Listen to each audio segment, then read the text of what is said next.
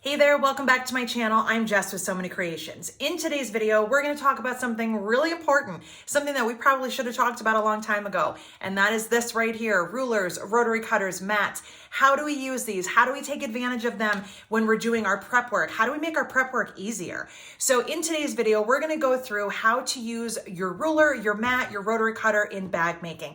This is going to be a really basic video, but for a lot of you that do not have a background in quilting, you don't know how to use these properly, and that's totally fine. I myself did not take a class on using these. I had to learn as I went. But because I was a quilter before I was a bag maker, I got really hooked on using these and I realized the benefits of them, and I really enjoy using them for my prep work. So we're going to talk about everything from how to properly select a ruler, what size rotary cutter you should use, what type of mat you want, and how to cut your fabric without getting, those weird little bows and different things in it. We want to make sure that we're using our fabric and our cork to the best of our ability, and we don't want to waste any of it. That's kind of not the fun part of bag making. So stick around. We're going to talk about all this in this video. If you like videos like this, don't forget to hit subscribe, click the little notification bell, and give it a thumbs up. All right, let's get into it. So as you can see, I have gathered here a bunch of rulers. I have my mat and I have my rotary cutters. This already looks kind of overwhelming, I'm sure, for some of you. And it is. It's a lot of different things to learn, but if you take it a little bit at a time, you're going to be just fine. Like I said earlier, I do use my mat and my ruler rotary cutter to do pretty much all of my prep work. It's very rare that I am not doing some trimming at least for a project that I'm working on. And I use this, for bag making, for quilting. I've even used it when I was doing, like scrapbooking and different things like that. Having these tools around can be really helpful.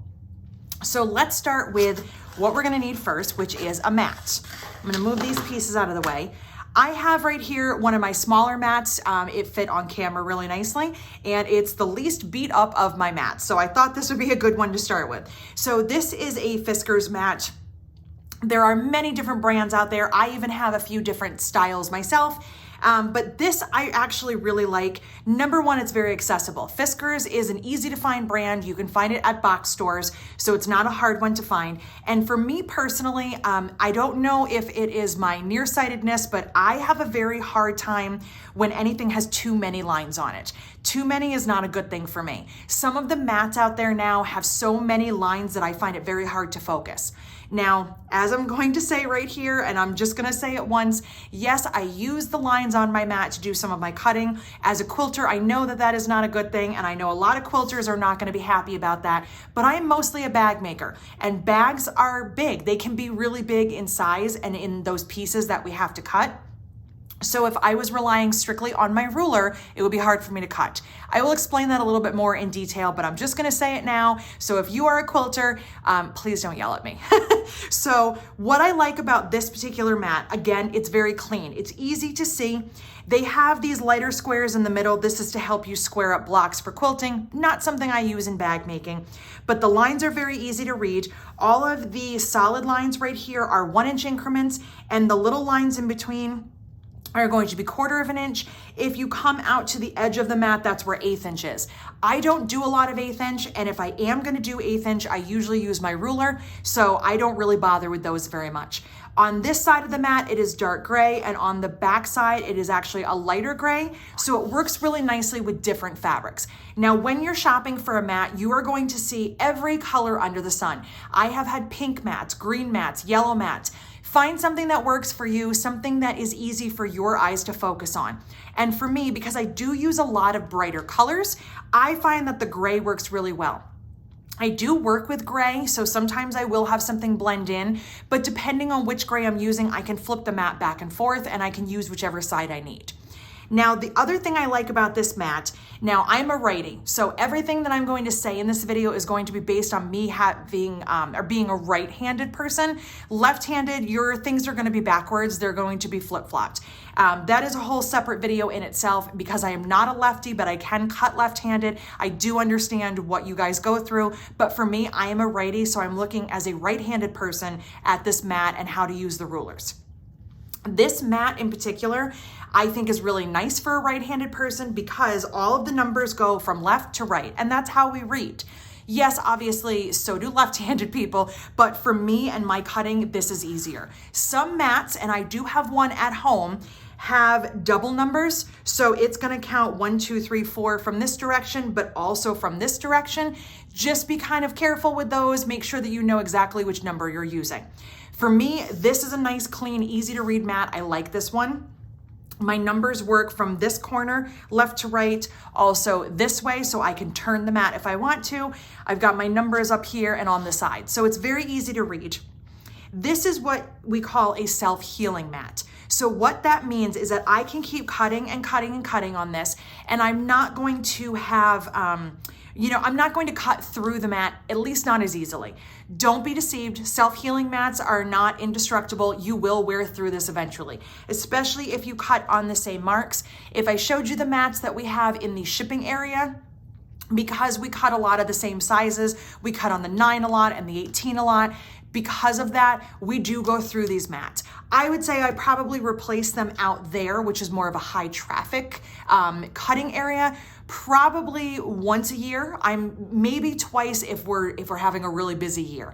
But for the most part, there are 2 mats on each side and we kind of flip-flop back and forth between them. So I can usually get a solid year out of it. What I find happens is as I'm cutting through certain numbers, we'll get to the point where they're not usable and we'll flip the mat over and we'll just start using the other side, or we'll turn it this way.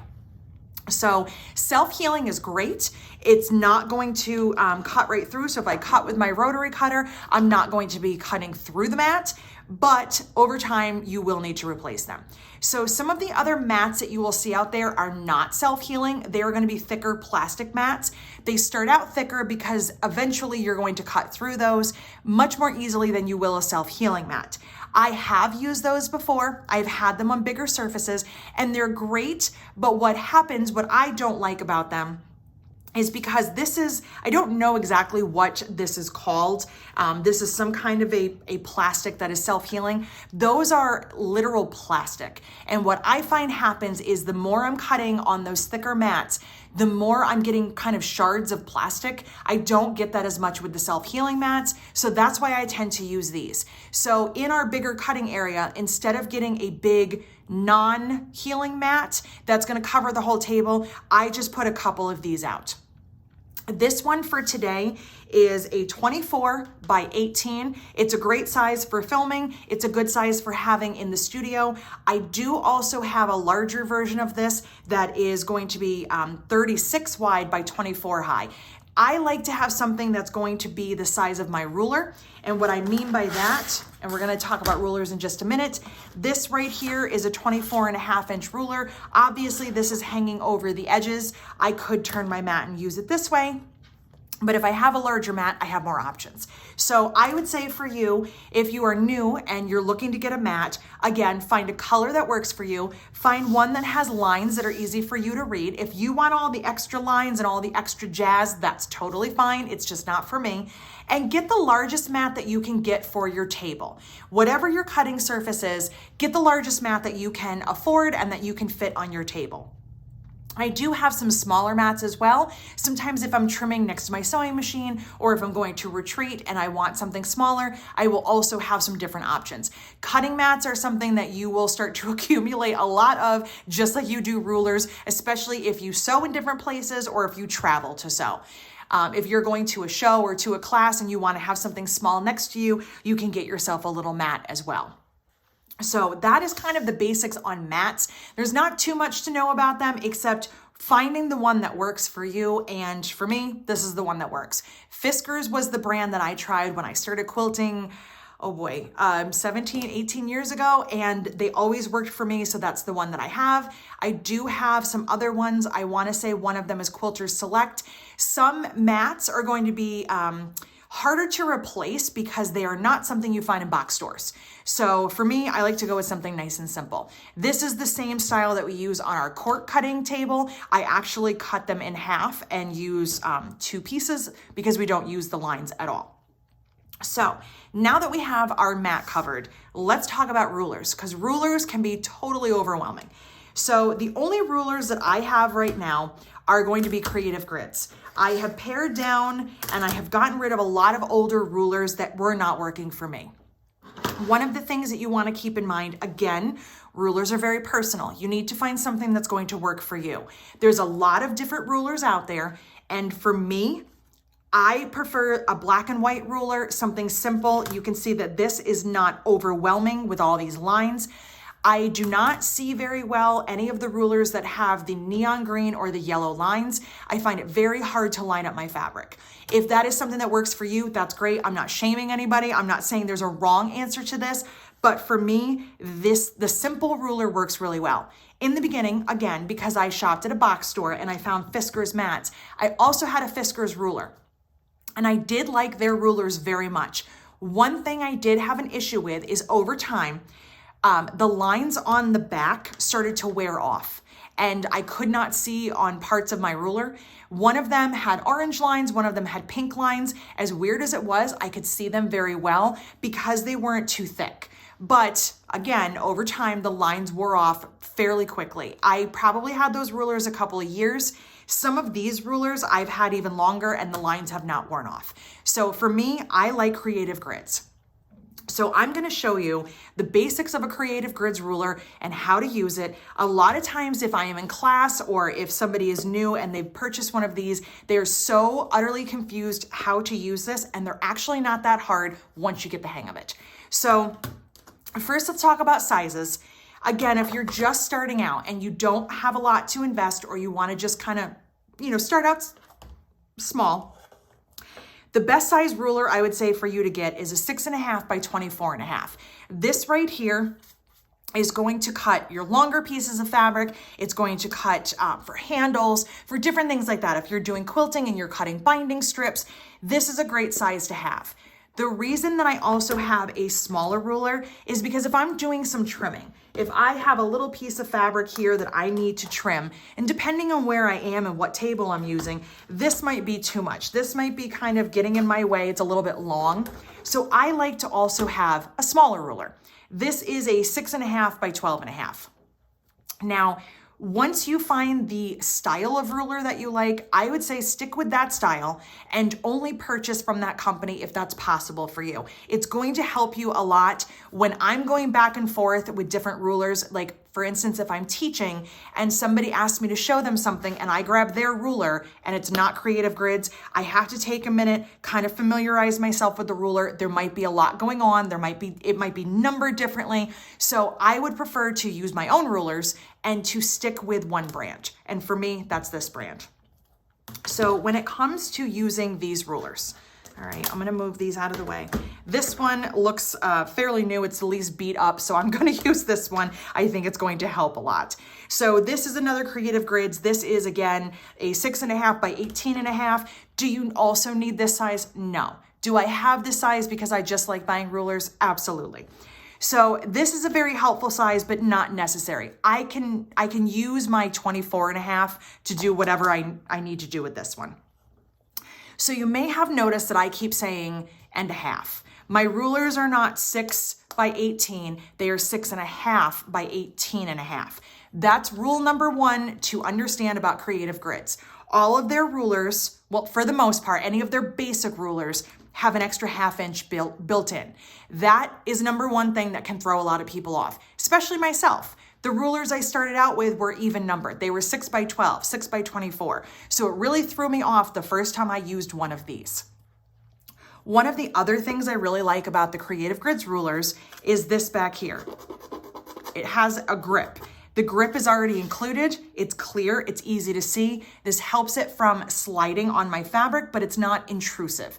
There are a lot of different tools and and little notions out there that you can buy to put on your ruler.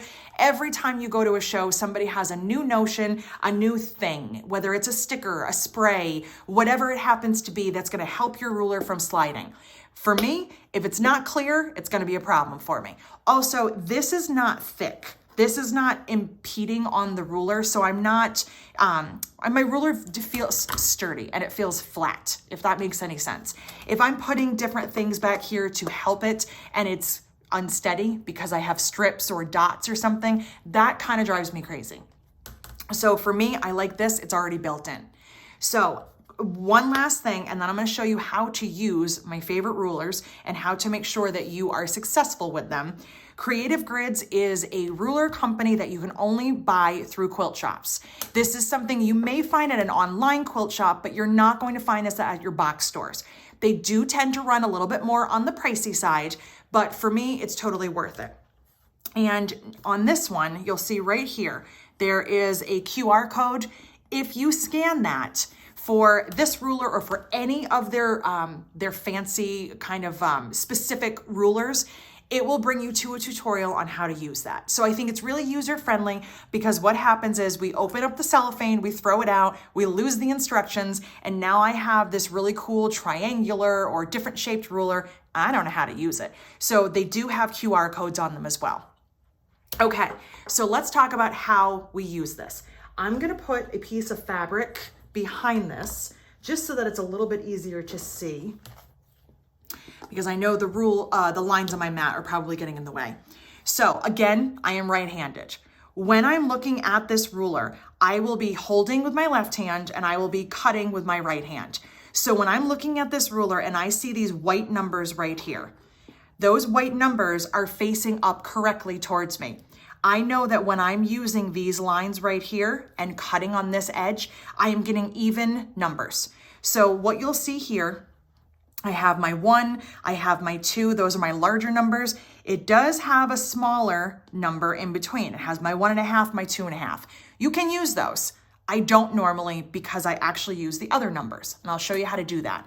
So when I'm looking, this solid black line right here, that's my 1-inch increment. You can see that kind of makes a little square. So that's my 1-inch square. The lines in between, the white lines, those are 1/4 of an inch. And the small black lines right there, those are 1/8 of an inch. So when I'm lining this up on my fabric and the white numbers are facing towards me, if I want to cut a 1-inch strip, I line up the 1-inch line just like that. And I'm going to cut right here. That gives me a 1-inch strip. Now, when I flip this over and I have the black numbers now right side up, those black numbers, the bigger ones, have 1/2 inch added. You can see there's a frosted edge right here. That frosted edge is adding an extra 1/2 inch, which is really helpful depending on what you're cutting. If I'm needing to cut a 1.5 inch strip, it's actually easier for me to see by just lining up on this dark black line, 1.5, and I cut. If I want to turn it and cut it this way, I can still see that line. I can still see where the 1.5 is. However, it's a broken line. It's white, it's black, it's white, it's black, and it's broken. This is a solid line. That helps me tremendously to see. So as long as you are a righty and you are holding the ruler with your left hand and cutting with your right, look to see which number is facing up towards you. It's easy as that. So once you've figured that out and you know which way to turn your ruler, you're going to be fine with cutting.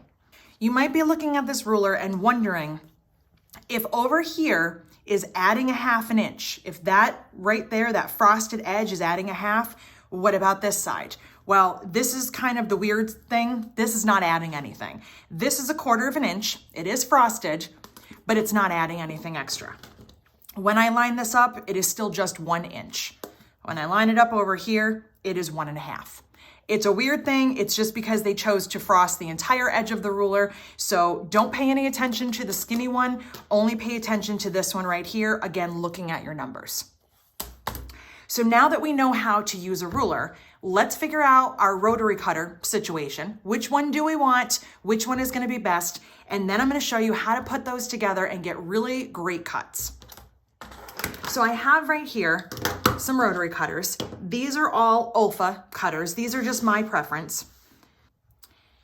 There are, again, different brands. I've used Fiskars, I've used Kai, I've used all different brands.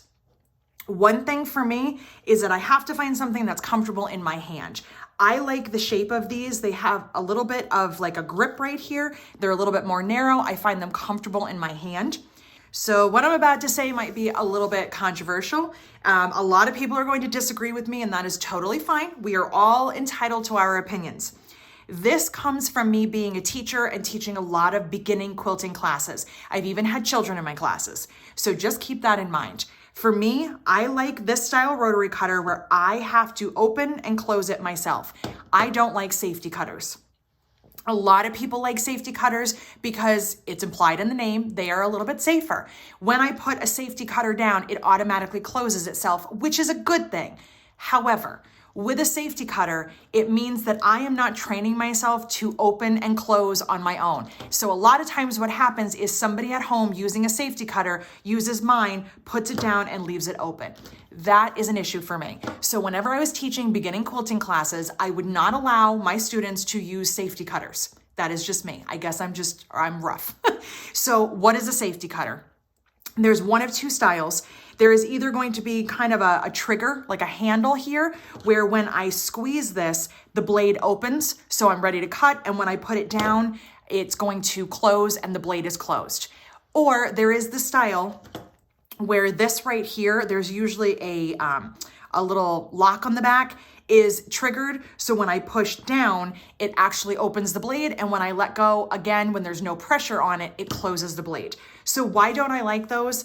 Again, if somebody is brand new to rotary cutting and they are constantly using a safety cutter and they're not thinking about opening and closing it, as soon as they use one of mine, they don't know to close it. I also get a lot of people that like to talk like this. Don't talk with a rotary cutter in your hand. Always close it, put it down. If it's not in use, it should be closed. So I don't prefer safety cutters for that number one reason. The other reason is not so much the squeeze trigger ones. Those I find comfortable, but the ones where you push down, I have a very hard time lining them up on my rulers. This plastic piece tends to be on the thicker side, so when I'm trying to line it up on my ruler, I have a really hard time getting it perfect, and sometimes I find that I get little weird nicks and cuts in my fabric or my cork. Again, personal preference, it's just the way that I like to operate. I don't like safety cutters. So these right here, these are Olfa. I really like the Olfa cutters. I like all of them. This one right here is a 60 millimeter. This is something that most of you are not going to need. The reason I have it, and you will see it is quite dirty, it is old. This is from our cork cutting table. Because we're cutting up against a very thick piece of steel, we're not using like a ruler, and because we're cutting through several thicknesses sometimes, we need a little bit bigger blade. This is not something that the average sewist is going to need, but I wanted to show you what this is. I also have this little tiny 28 millimeter. I don't use it very often, but I do find that it's helpful with templates.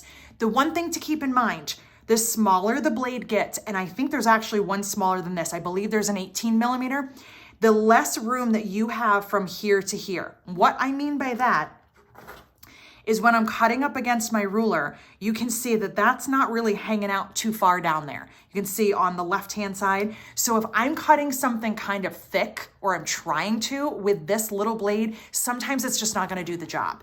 So the 45 millimeter, I think, is going to be the best size for anybody starting out. It's going to be the most useful size, and it's the one that I use day in and day out. It's the one that we use at our cutting table. I always have a 45 around.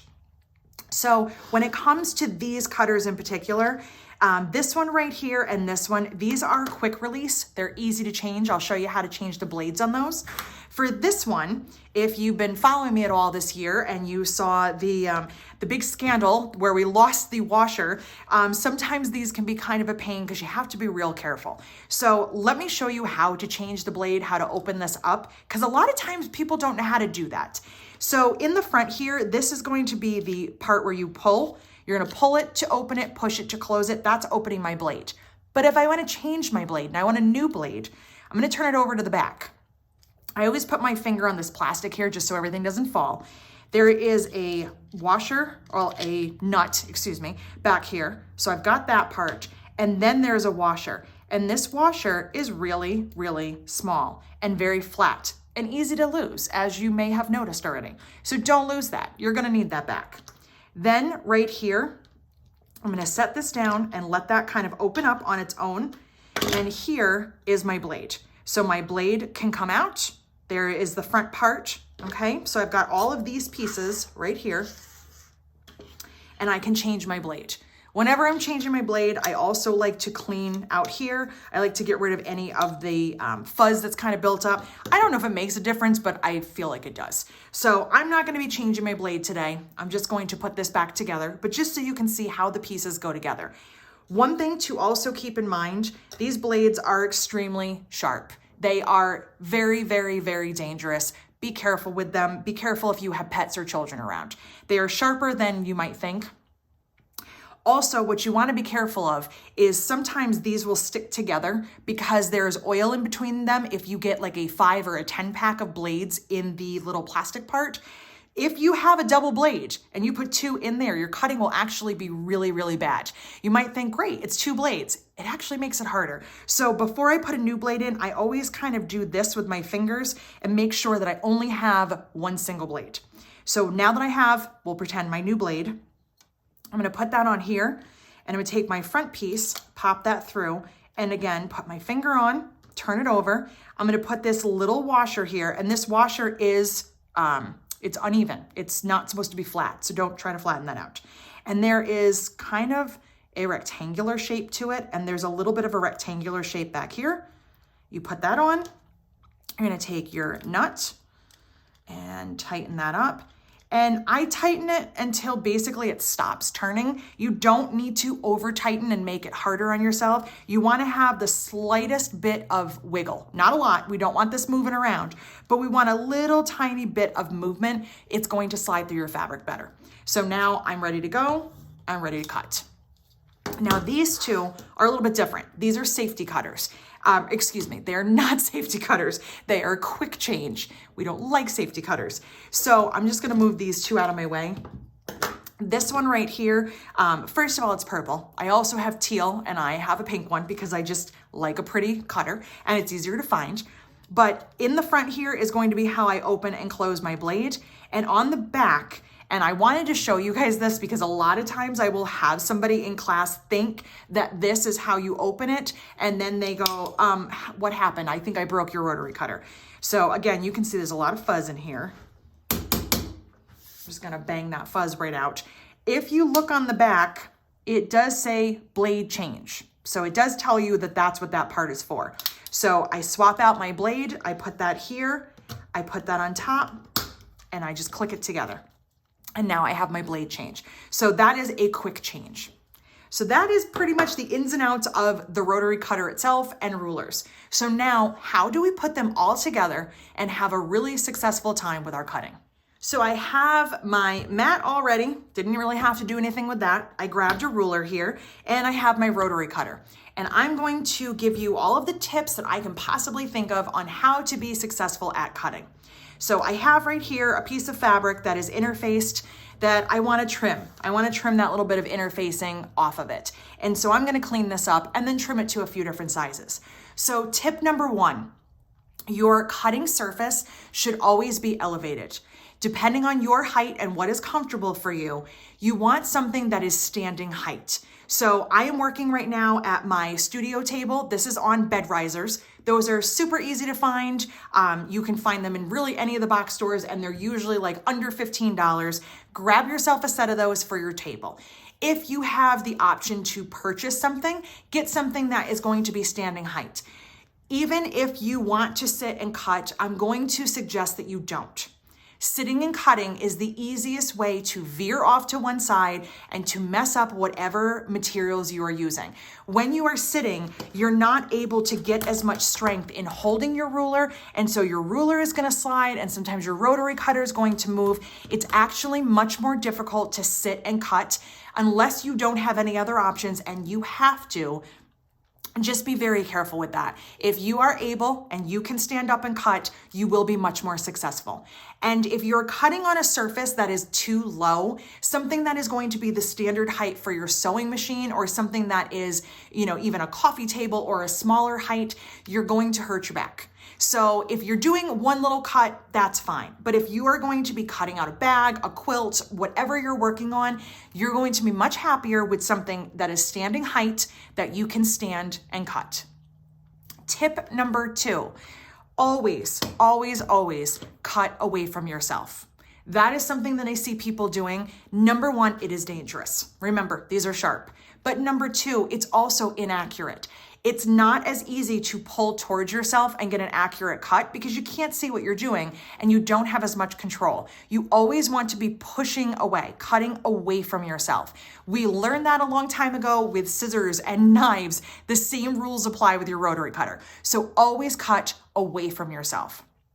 When you are cutting, when you are placing the rotary cutter against the ruler, you always want to place the right side, the front side of the cutter. When I open this, you can see that my blade is exposed here. On the back, it's not as exposed. There's not a lot of room here. If I try to cut like this, it's very hard to see and it's hard to get close enough to my ruler. So you want the front part of your rotary cutter up against your ruler. That is something, again, I see a lot, and sometimes I'm able to correct it, and sometimes I have to just bite my tongue. But here I get to say all the things. I get to tell you all the tips that I have. So you always want to have your front side right up against here. So as I mentioned a few times, I am a righty. So I am always going to be holding my ruler with my left hand. When I am holding my ruler, in order to make sure that it doesn't slide around, and even a ruler like this that has grips can still move, especially when there's something underneath it. My pinky is rarely ever on the ruler. It is usually on the side. So what I mean by that is when I hold my ruler, my pinky's over here. That is kind of my safeguard. It kind of helps from, letting the ruler slide. It's going to keep it steady. If I'm over here, first of all, that's not a good idea. We don't want our fingers hanging off the edge of the ruler. But also, if I push too hard with my rotary cutter, I can move everything. I move my mat, I move the cutter. You want to make sure that that's nice and stable. So when you're using your non-dominant hand, that's going to give you lots of strength here. You're going to hold onto that, and you're going to grab your rotary cutter with your dominant hand. If I was a lefty, I would be doing the same thing and holding my cutter in this hand. So now we know how to hold our ruler. We use that pinky finger to kind of be our anchor, hold nice and tightly. We're pushing down, pushing with the palm of our hand and pushing with our fingertips, keeping our fingers away from where we're cutting. Sounds logical, but you would be surprised. So keep your fingers away from the blade. Now, what do I do with this? How do I hold this? I don't want to hold it like this. I've seen a lot of people hold it like this. This is super uncomfortable. I can tell you from just holding it for a second, this does not feel good. It doesn't feel right. I don't need to be doing this motion. I'm going forward. So this is not really helping me. I feel kind of restricted.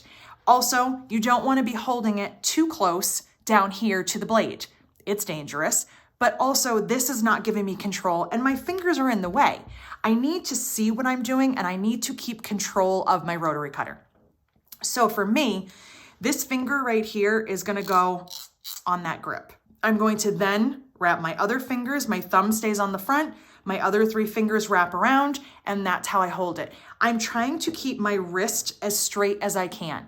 By keeping my wrist straight, I'm not bending it too much. I'm not getting my wrist really sore. Obviously, after a lot of cutting, I think any of us will have a sore hand, but I don't want to be doing a lot of this. I want to keep my wrist straight.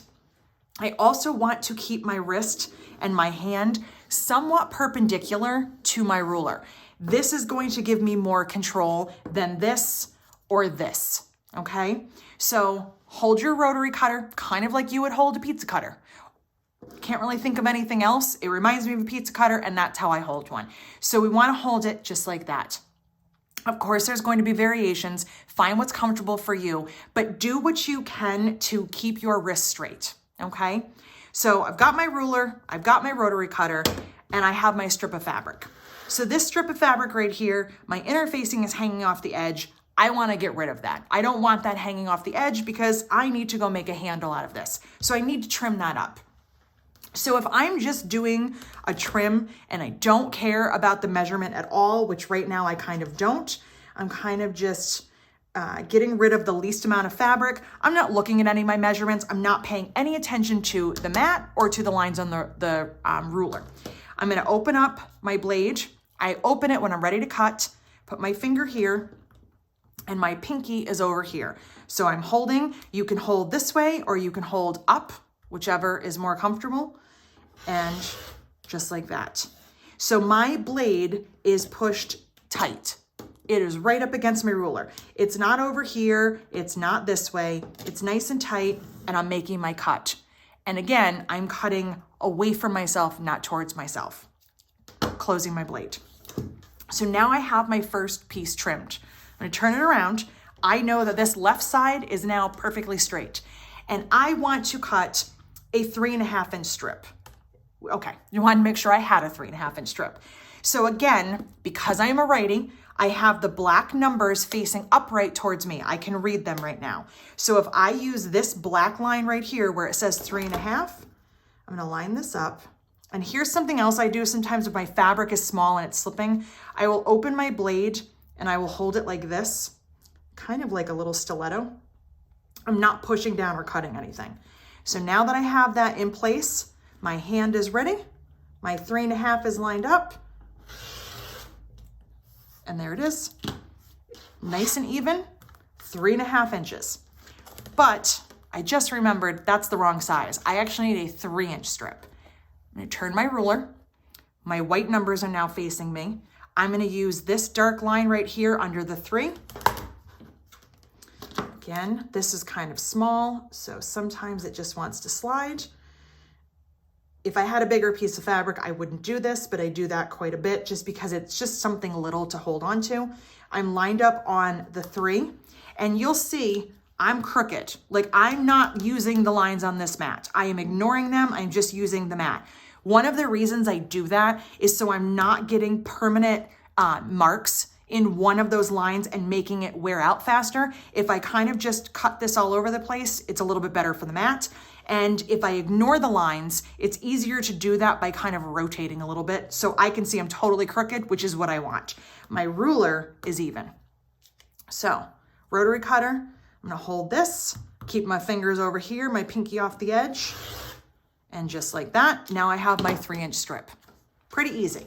Once you get the hang of this, it's not so bad. Now, I will be honest with you, my mat is a little far away from me right now because of filming. Normally, this would be much closer to my body. I usually have it about 1 inch or 2 away from myself. I am reaching a little bit right now, so for me, this is not the most ideal, but it's still comfortable. My wrist doesn't hurt. Everything is staying put. It's not moving. And I'm not sitting down, so it's definitely giving me nice, clean cuts. So how do you now cut a bigger piece of fabric? Let's say that we have a piece of fabric that is not going to fit on the mat. This is too long. Do I want to cut in chunks? I can absolutely do that, and I'll show you how to do that. But what if I want to fold this and I don't want that to happen? That dreaded why, we don't want that. So the easiest way to do this, if you're going to fold something in half, I do this with fabric, I do this with cork, I do this with lots of things, is we're gonna line this up, and we wanna make sure we have an even edge here that we can measure from. So I'm gonna flip this over. I can do it left-handed, but I'm not gonna do that for today. I would also iron my fabric, we'll just pretend. But what I wanna pay attention to is this right here. I don't wanna pay attention to this side, I don't know if it's straight. And I don't wanna pay attention to down here where the selvage is in case that's not straight and lined up. I wanna pay attention to this fold. When I put my ruler on here, if my ruler looks like this and my line is right here, that's going to give me a very weird cut. I want one of these lines to be even with that fold right here. So I'm just gonna even this up. Now I have an even edge. Now I can flip it. You can also, if you don't want to turn the fabric, you can turn the entire mat if that's easier. Once you have that even, you don't have to have the fold closer to you. If it's easier to just turn the entire mat, you can do that. Whenever you have the fold closer to you, it is easier to see. So if I want to cut a 3-inch strip of fabric, I'm going to line up my 3 over here. And I'm also going to check right here, and I'm going to find one of these darker lines instead of the little ones. I am lined up here and here. And now there is my nice straight strip, no Y in the middle. So always pay attention to that fold. Now, if for some reason, let's say I have a piece of fabric and I have a little ruler. It's the only one that I have around. And we'll turn it this way for now. The ruler's not as big as the fabric, so I'm going to need to move the ruler. How do I do that to make sure that nothing shifts on me? So this is what I do.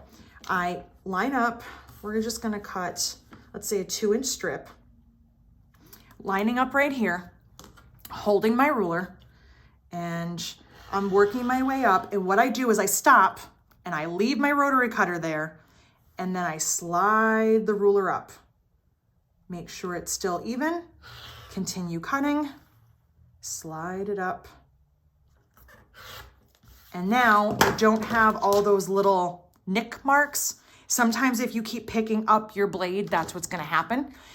You also might have a situation where you are cutting, let me throw a piece in here, and we have a really long piece of fabric, and as I'm cutting along, I need to move my hand because my hand is down here. I have lined up my hand and I'm cutting, and if I keep going, sometimes the ruler can move. So you kind of creep your hands forward and keep cutting. What you don't want to do is hold it back here, and you see how that moves? And then I get a really weird little cut in my fabric. So you can walk your hand forward, keeping your pinky over here. You can also slide the ruler, depending on the situation that you have. And last but certainly not least, probably the most controversial thing I have ever said on my channel is sometimes you're going to want to use the lines on your mat. So why is that such a bad thing? If you have heard that and you've wondered, or if you are a quilter, maybe just turn your head, don't watch this part. A lot of times you're going to hear, and it's not incorrect, I will agree, it's not wrong information, that you should never use the lines on your mat to cut. Why is that? Why should you only use the lines on your ruler? Because your ruler is not going to warp. Not as easily as a mat could anyway. Your lines are crisp, they are solid. Your acrylic here is a solid piece.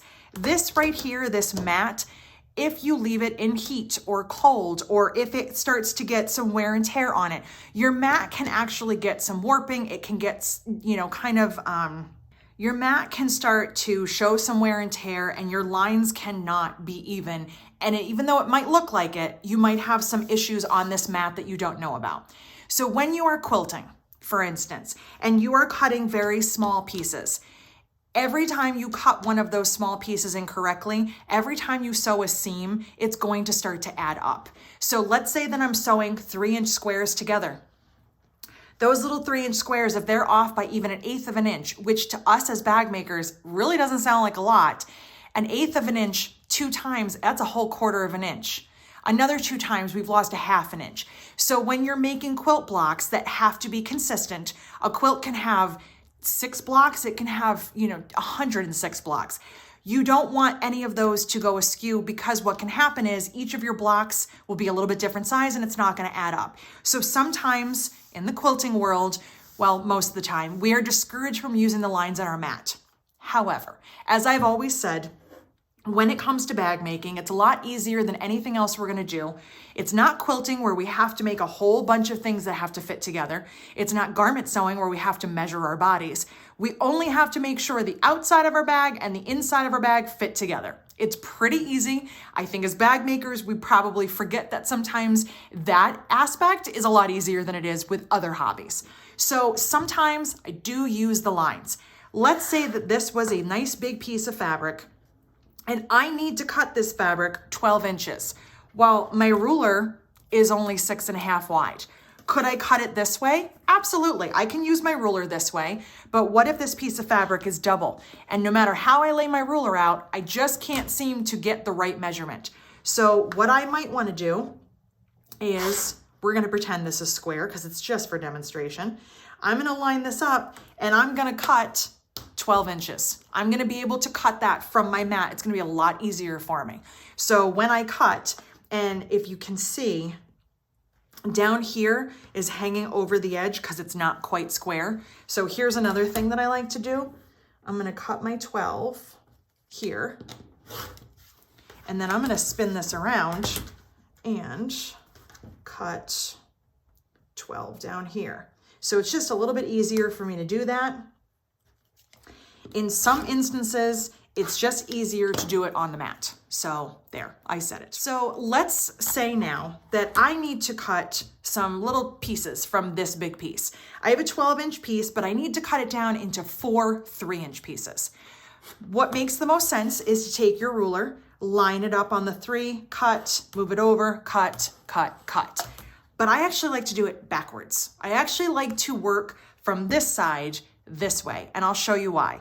When I'm cutting something, let's say that I'm gonna cut this piece into 2-inch strips. If I line up my 2 and I cut, you see how that piece moved? So now I have to take my ruler, I have to get it lined up again to get that even. It keeps moving on me. So the more I go, the longer it takes. And it might not seem like it's a lot of time, but time adds up.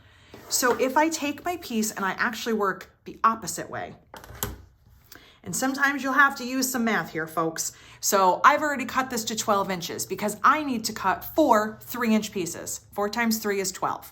I have my 12-inch piece. I'm not really paying attention to where it's lined up here, but I am going to use the mat for this. I think it's a little bit easier. So what I'm gonna do here, I need my 3-inch pieces. 1, 2, 1, 2, 3.